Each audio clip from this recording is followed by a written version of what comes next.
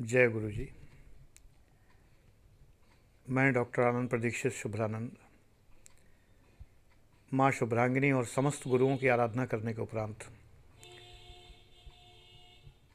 आज इस वीडियो में नेति नेति पर दो बातें कहना चाहूँगा। अपने स्वल्प ज्ञान के आधार पर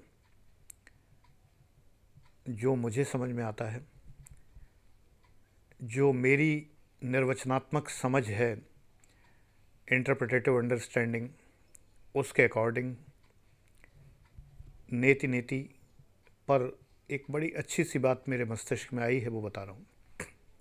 न इति न इति, ये नहीं। एक उदाहरण देता हूँ। बेटा, तुम छोटे थे तो तुम एक बार मामा के घर गए। मामा जी ने एक बहुत शानदार दुकान में ले जाकर तुम्हें एक आइसक्रीम खिलाई और उस आइसक्रीम का स्वाद तुम्हारी ज़बान पर, आज 25 साल के हो गए हो और अभी भी तुम्हारे ज़बान पर है, और तुम बार बार याद करते हो। अपने माता पिता के सामने याद करते रहे। अभी कल को तुम्हारा विवाह भी हो चुका है या होने वाला है, और तुम बराबर याद करते हो। अपनी पत्नी या होने वाली पत्नी से भी कहते हो वो आइसक्रीम एक बार खानी हो, तुम्हें भी खिलानी है, जो मैंने मामा घर खाई थी। इतनी स्वादिष्ट, इतनी सुगंधित, इतनी स्मूथ, और मैं क्या बताऊं। अब तुम पत्नी के साथ घूमने जाते हो, एक से एक बड़े शानदार आइसक्रीम पार्लर खुले हुए हैं। वो कहती है ये वाली खाओ, देखो, नहीं ये नहीं। फिर एक और ली, ये वाली नहीं, ये भी नहीं, ये वाली नहीं, ये भी नहीं। साल भर बीत गया रोज़ आइसक्रीम आजमाते हुए, लेकिन वो जो मामा ने खिलाई थी वो आइसक्रीम आज भी स्वाद नहीं मिला। हर आइसक्रीम के लिए तुम्हारा एक ही उत्तर होता है, ये नहीं। नेति नेति नेति। यही ब्रह्म की बात है। जिसको एक बार ब्रह्म ज्ञान हुआ, वो ऐसा हुआ कि वो समझ ही नहीं पाया कि क्या हुआ। अब लोग कहते हैं कि क्या हुआ था, ब्रह्म कैसा है, ऐसा है नेति, ऐसा है नेति, ऐसा है नहीं। अरे नहीं भाई, ज्यों गूंगे मीठे फल को रस अंतर्गत ही भावे, मेरो मन अनत कहाँ सुख पावे। इसीलिए मैं कहता हूँ, मेरी दृढ़ धारणा है अभी तक, फिलहाल, कल को बदल सकती है, कि कोई कहे कि उसने ईश्वर को देखा है तो उसने अपने पर्सनल ईश्वर को देखा है, व्यक्तिगत गॉड को देखा है। उसने जैसा कल्पना किया था वैसा उसको दिख गया। चाहे वो नृसिंहावतार हो, वामनावतार हो, मत्स्यावतार हो, कूर्मावतार हो, जैसा भी हो, या कैसा भी अवतार न हो, रंग बिरंगा परम ब्रह्म हो, नीले पीली हरी आभा हो, या भगवान कार्तिकेय जैसा स्वरूप हो, या जैसा भी हो, शीश गंग अर्धांग पार्वती सदा विराजे कैलाशी ऐसा हो, या शरचाप धर इस तरह का हो, आजान बाहु भगवान श्री राम, या मैया मोरी मैं नहीं माखन खायो, या वो हो, जैसा भी हो। कोई राधा रानी के रूप में देखता है, तो कोई माँ गौरी पद्मा शची मेधा किसी भी रूप में देखता है। मैं माँ शुभ्रांगिनी के रूप में देखता हूँ। हर एक का अपना अपना परम ब्रह्म का रूप अलग अलग है। परम ब्रह्म का कार्य रूप ईश्वर है, और निर्गुण रूप उसका जो है वो ब्रह्म है। तो अपना अपना ईश्वर। कोई ये कहता है कि उसने ईश्वर के दर्शन कर ली है, वो तुम्हें भी करा देगा, तो वो जो कराएगा वो तुम्हारे मस्तिष्क में जाकर नहीं देख सकता। ऐसे कोई तार नहीं जोड़ते हैं कि वो तुम्हारे मस्तिष्क में क्या हो रहा है उसे सिमुलेट कर ले। तुम्हें वो अनुभव कराएगा, तुम बताओगे कि ऐसा लग रहा है, वो कहेगा यही ईश्वर है। हिप्नोटिज्म भी होता है, सेल्फ हिप्नोसिस भी होती है, तमाम बातें होती हैं। ब्रह्म तो नेति है, एक बार नहीं अनेक बार है। ये है ही नहीं। जब है ही नहीं तो मैं कैसे कह सकता हूँ कि मैंने देखा। मैं सूर्य ध्यान करता हूँ, सूर्य की रोशनी में देख कर बैठ कर ध्यान करता हूँ। अद्भुत भगवान भुवन भास्कर ऐसे प्रकट होते हैं बंद आँखों में। माँ शुभ्रांगिनी की पूरी झमाझम छाया बरसती है पूरी चारों तरफ से।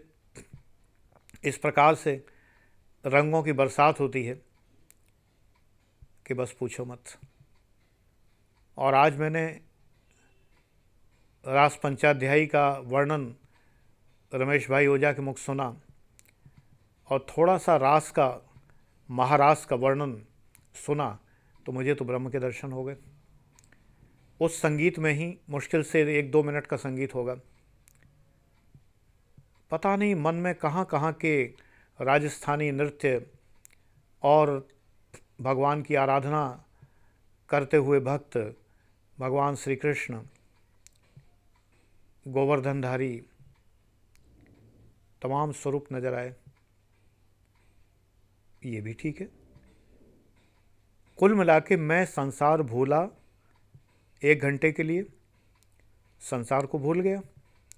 संसार को भूलना ही ब्रह्म के निकट पहुंचना है। उस ईश्वर ने हमें संसार में भेजा है। मेरी पत्नी कहती हैं कि जब भेजा है तो हम संसार में रहें, हम ब्रह्म के निकट क्यों जाएं?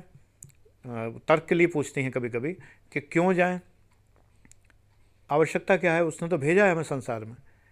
लेकिन हम रिलैक्स होते हैं कि नहीं? नींद में निद्रा ध्यान, निद्रा समाधि स्थिति, आत्मा तुम गिरजामती सहचरा प्राणा शरीरम गृहम पूजा ते विषयो भोग रचना, निद्रा समाधि स्थिति।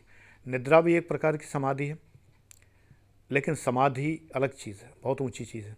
पहले तो हम ध्यान ही ठीक से कर लें। लेकिन मेडिटेशन हम क्यों करते हैं? क्योंकि संसार से थोड़ी देर के लिए कट के हम रिसेट हो जाते हैं। मेरे यहाँ वाईफाई ठीक करने के लिए जब आदमी आता है तो वो क्या कहता है कि 24 घंटे में एक बार थोड़ी देर के लिए रिसेट कर दिया करिए, 2 मिनट के लिए इसका तार भी निकाल दिया करिए, पावर प्लग भी निकाल दिया करिए, और 2 मिनट के लिए, आधे मिनट के लिए से लेकर 2 मिनट तक के लिए इसको विश्राम दीजिए। इलेक्ट्रॉनिक यंत्र भी ध्यान चाहते हैं, मेडिटेशन चाहते हैं। इसका नाम बेटा ध्यान है। ध्यान का मतलब है अटेंशन। हम लोग सोचते हैं ध्यान का मतलब है सब अटेंशन भुला देना। नहीं, ध्यान देना किस पर? उस परम ब्रह्म पर जिसने हमें भेजा है। पिता को याद करना, माता माने तो माता को याद करना कोई बुरी बात थोड़ी है। अगर हम माता पिता या माता पिता के संयुक्त रूप को, अगर हम ब्रह्म को स्मरण करते हैं, ध्यान करते हैं, संसार करने नहीं देता। संसार कहता है यहाँ आए हो, यहाँ रहो, माया है ये माया हमें उधर जाने नहीं देती है। तो उसको भुला के अगर हम थोड़ी देर के लिए आंख बचा के अगर ध्यान कर लेते हैं, चाहे हम कृष्ण का महारास की अद्भुत लीला में अगर हम लीन हों, अद्भुत सृष्टि हुई आज मैंने अनुभव किया, या मैं केवल माँ शुभ्रांगिनी का ध्यान करूं, मैं कल्पना करता हूं कि मैं माँ की गोद में बैठा हूं, माँ मुझे दुलार रही हैं।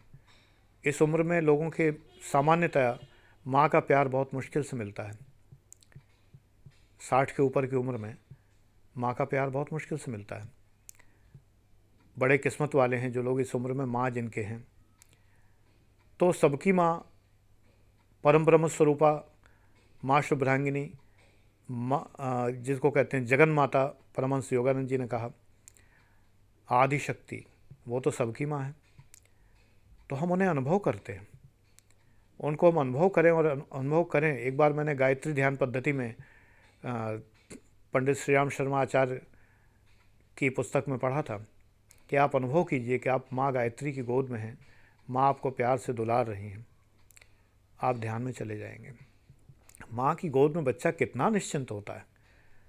ये महारास कोई यौन कीड़ा नहीं है, ये तो आदि शक्ति और परम ब्रह्म का मिलन है।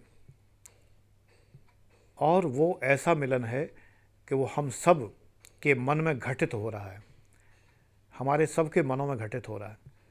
यदि हम उस परम ब्रह्म के उस मिलन को घटित होते हुए साक्षी कर सकें। एक घुंघरू की झंकार, पायल की झंकार मैं उस वक्त सोच रहा था, जो कि मेनका की थी, जिसने विश्वामित्र के होश उड़ा दिए थे, उन्हें ध्यान से हटा दिया था। और आज वही महाराष्ट्र में घुंघरू की झंकार सुन के मैं ध्यान में चला गया। रमेश भाई ओझा का मैं सुन रहा था महाराष्ट्र, और मैं सुनते सुनते कार में था, कहीं जा रहा था, और सुनते सुनते मुझे इतना अद्भुत ध्यान मतलब एक लगा मुझे कि सैकड़ों पैर उठे हैं गोपिकाओं के, और उनके घुंघरुओं का एक एक रोना कहते हैं, जो एक एक घुंघरू सा होता है, छन से आवाज़ हुई है, और वो आवाज़ पूरी छा गई है चारों तरफ मन मस्तिष्क में, और वो सब कृष्ण के चारों ओर कृष्ण, चारों ओर राधा, चारों ओर गोपियाँ, और वो महाराज मस्तिष्क में उस झंकार से ध्यान लग गया। तो एक ही तरह की आवाज़ है जिस आवाज़ से किसी का ध्यान पथभ्रष्ट हो सकता है और किसी को ध्यान लग सकता है। आज मेरी इस बात पर गौर कीजिए, परम ब्रह्म तो नेति नेति है, सब अपने रूप में देखते हैं। मैं किस संप्रदाय का अपने को कहूँ, मुझे तो समझ में नहीं आता मैं किस संप्रदाय का हूँ। एक ओंकार सतनाम मैं देखता हूँ सामने माँ शुभ्रांगिनी के मंदिर पर लिखा हुआ है, लिखा देख के मैं तो ट्रांस में चला जाता हूँ, ओम लिखा देखकर। यही सब ध्यान है। तुम कह सकते हो कि आपकी उम्र में ऐसा होता होगा। बेटे, इसी उम्र से अगर ये ऐसा होने लगे ना, तुम्हें ज़िंदगी में बहुत अच्छी बीतेगी। ईश्वर के निकट रहोगे, ईश्वर तुम्हारे निकट रहेगा, गलत काम कभी करोगे नहीं। विश्वास करो, जीवन बहुत सुखपूर्ण बीतेगा, धन वैभव की कोई कमी नहीं होगी। ये माँ शुभ्रांगिनी का आशीर्वाद है तुम्हारे लिए। बस गलत रास्ते पर मत चलना। God bless you.